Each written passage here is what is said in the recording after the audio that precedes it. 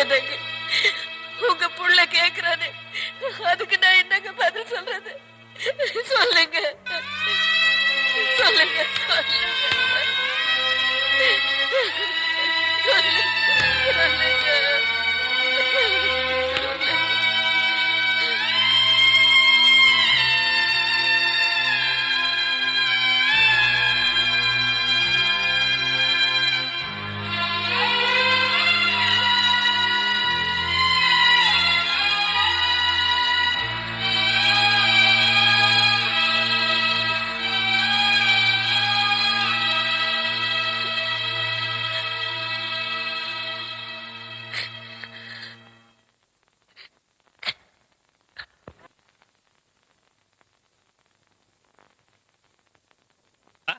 இந்த பாலப்பட்டு ஜமீன்ல எண்ணெய் கட்டு போட்டவங்க கையை இரும்ப விட உறுதியாகும்னு சொல்லுவாங்க. பரிபூர்ணமா குணமாயிடுச்சுங்க ஐயா. நான் வர்றேனுங்க. வாங்க. ரொம்ப நன்றி யுவராஜ். என்ன தங்கராஜ், உங்களை நம்ம வீட்டு வரைக்கும் வரவழைச்சு கைக்கு கட்டு போட்டதுக்கு காரணமே நாம 2 பேரும் கை குலுக்கிக்கணும் தான். கை கொடுங்க. பாருங்க தங்கராஜ், நமக்கு தெரிஞ்ச லட்சம் ரூபாய் தானமா கொடுக்கலாம். ஆனா தெரியாம 5 பைசா கூட ஏமாறக்கூடாது. உங்க தங்கச்சியை கல்யாணம் பண்ணிக்கிறேன்னு அந்த ராஜகுமாரை ஏமாத்துக்கான்னு கேள்விப்பட்டேன். அவன் முறிச்சது உங்க கையை மட்டும் இல்ல, உங்க உறவையும் சேர்த்துத்தான். முறிஞ்சு போன உறவை நினைச்சு கவலைப்படாதீங்க, தொடர போற உறவை நினைச்சு சந்தோஷப்படுங்க. இந்த யுவராஜுக்கு முறிஞ்சு போன கையை மட்டும் இல்ல, உடைஞ்சு போன இதயத்தையும் ஒட்ட வைக்கிற சக்தி உண்டு. நான் எதுக்கு இதை சொல்ல வரேன்னா, ஆஸ்திலையும் அந்தஸ்திலையும் அந்த ராஜகுமாருக்கு நான் எந்த விதத்திலையும் சளைச்சவன் இல்லை. புரியுதுங்களா? என்ன நான் சொல்றேன்? யுவராஜ், பாலப்பட்டி ஜமீன் யுவராஜ், அவன் தான் உனக்கு மாப்பிள்ள. இத நான் மட்டும் சொல்லல, எல்லாரும் சேர்ந்து தான் சொல்றோம். நான் உயிரோட இருக்கிற வரைக்கும் அது நடக்காது. நீ நினைக்கிற மாதிரி அந்த யுவராஜ் சாதாரண ஆள் இல்ல. அந்த பாலப்பட்டி ஜமீனுக்கு அவன் தான் ராஜா. அவனை மீற யாராலையும் முடியாது.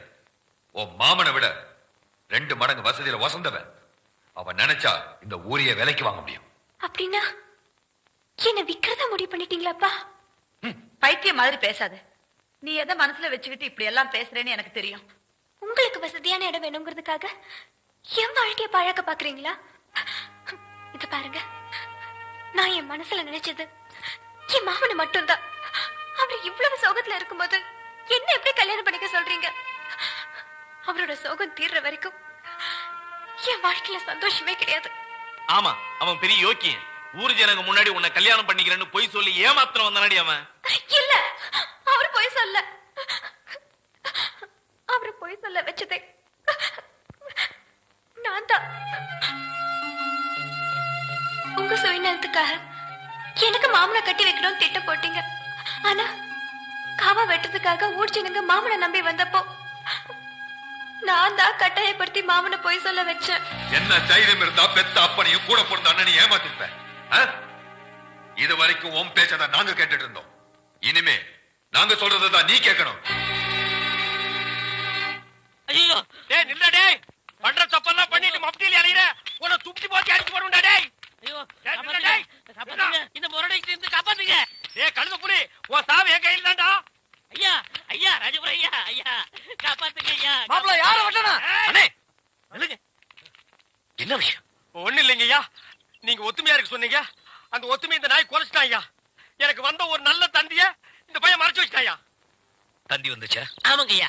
6 மாசத்துக்கு முன்னாடி இவங்க பாட்டி நான் சாகிறதுக்கு முன்னாடி நீ வந்தா 10 லட்சம் ரூபாய் சொத்தை நான் எழுதி வச்சிருக்கேன்னு தந்தி போட்டாங்க ஐயா. அதையே அவர்கிட்ட கொடுக்கல. இவர் தான் சொன்னாரு, இந்த ஊர்ல யாருக்காவது தந்தி கொடுத்தீங்கன்னா உன்னை வெட்டி விடுவேன்னு மிரட்டினாருங்க.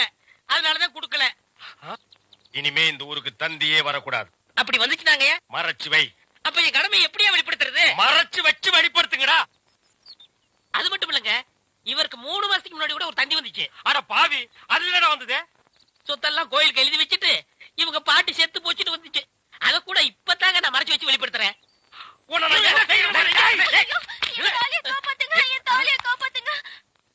மணிமேகலை மணிமேகலை அழாதம்மா அழாத. அந்த பால்கார் கண்ணு பற்ற. தங்கச்சி கால்ல செருப்பு கூட இல்லாம 7 மாச கர்ப்பிணி ஏமா நடந்து வந்த? ஏன் ஒரு கை வண்டியில் உட்கார வச்சு நீ முன்னால எடுத்துட்டு போ. உன் மாப்பிள பின்னாலே பிச்சை எடுத்துட்டு வரட்டும். இது நல்லா இல்லமா? இத என்னைக்கு நான் நல்லா இருக்குன்னு சொன்னேன்? ஐயா நல்லா பாருங்க, அண்ணன் அங்க பாருங்க, தங்கச்சி மாப்பிள பத்தாவதுக்கு இது ரெண்டுக்கு இன்னும் கொஞ்ச நாள்ல ஒரு புள்ள ஒண்ணு பிறக்க போகுது.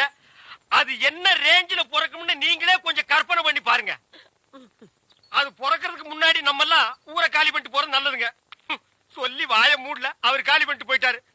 போங்கடா, ஆளுக்கு ஒரு தெருவுக்கு போய் நாயா பேயா அலைங்க. தங்கச்சி வெயில் அடிக்காதமா, கருத்துருவேன். சம்பந்தம் பேச வர சொல்லி நீங்களே சொல்லி அம்சத்துக்கு ரொம்ப சந்தோஷப்படுறேன். உட்காருங்க. என் பொண்ணை நீங்க கட்டிக்கிறதுல எங்க எல்லாருக்கும் சந்தோஷம். எனக்கும் ரொம்ப சந்தோஷம். ஆனா ஒரு கண்டிஷன். ரொக்க எவ்வளவு நகை எவ்வளவுன்னு கணக்கு போட்டு சொன்னீங்கன்னா நாங்க அசத்திடுறோம். இல்லப்பா, இந்த யுவராஜுக்குன்னு சில மரியாதைகள் இருக்கு. ஒண்ணு, உங்க பொண்ணு கட்டின சேலையோட மட்டும்தான் இங்க வரணும். 2, உங்க பொண்ணோட கல்யாணம் இந்த மண்ணுல தான் நடக்கணும். 3, கல்யாணத்துக்கு அவசியமான செலவையெல்லாம் நீங்க எதுவுமே செய்ய வேணாம். எல்லா ஏற்பாடுகளையும் நானே பண்ணணும்னு ஆசைப்படுறேன். அப்ப பத்திரிக்கை அடிச்சு சொந்தக்காரங்களையாவது கூப்பிடலாம்ல மாப்பிள? 38 பட்டி ஜனங்களும் வரணும், வந்து என்ன வாழ்த்தணும்.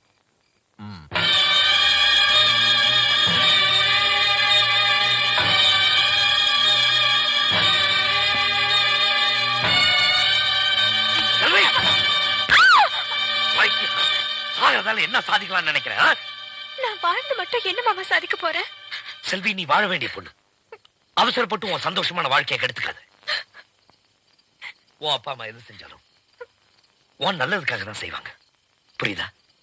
மாமா, பிடிக்காத ஒருத்தன் கூட வாழறதை விட சாகிறதே மேலுன்னு நான் நினைக்கிறேன். செல்வி, ஏன் மாமா, உங்க மனசுக்குள்ள ஒருத்தன் நினைச்சிட்டு இருக்கீங்களே, அவளை தூக்கி எறிஞ்சிட்டு இன்னொருத்தை கல்யாணம் பண்ணிக்க உங்களால முடியுமா? அது நடந்ததுன்னா இந்த கல்யாணமும் நடக்கும். இப்ப நீங்க என்ன காப்பாத்திட்டீங்க மாமா. ஆனா இன்னொருத்தன் கட்டுற தாலி என் கழுத்துல ஏறும்போது யாராலையும் என்ன காப்பாற்ற முடியாது.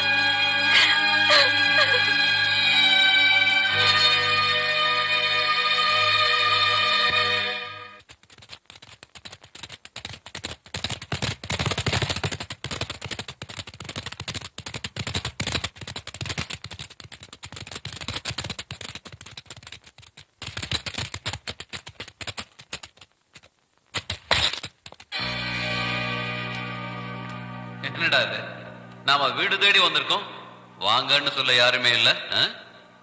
வாங்க.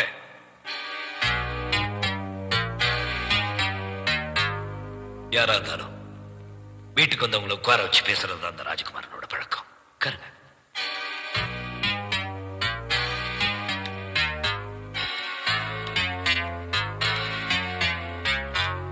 என்னடா இந்த யுவராஜ் நடந்ததெல்லாம் மறந்துட்டு வந்திருக்கானேன்னு பாக்குறீங்களா? இனிமே நடக்க போறத நீங்க மறக்க கூடாதுங்கிறதுக்காகத்தான். மறத்தவரி ஒரு பொண்ணோட மானம் பறி போறதை இந்த மண்ணும் நீங்களும் அனுமதிக்க மாட்டீங்க.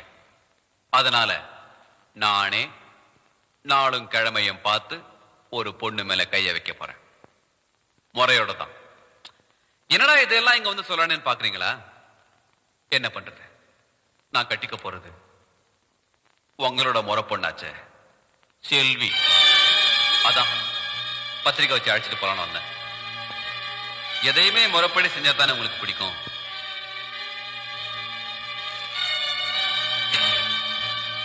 நான் பத்திரிக்கை வைக்கிறதே உங்க ஒருத்தருக்கு மட்டும்தான். உங்களுக்கு வச்சா ஊருக்கே வச்ச மாதிரி. கண்டிப்பா கல்யாணத்துக்கு வரணும், வந்து வாழ்த்தணும். அங்க வந்தா தான் எங்க மண்ணோட பெருமை என்னன்னு நானும் காட்ட முடியும். ஏய்,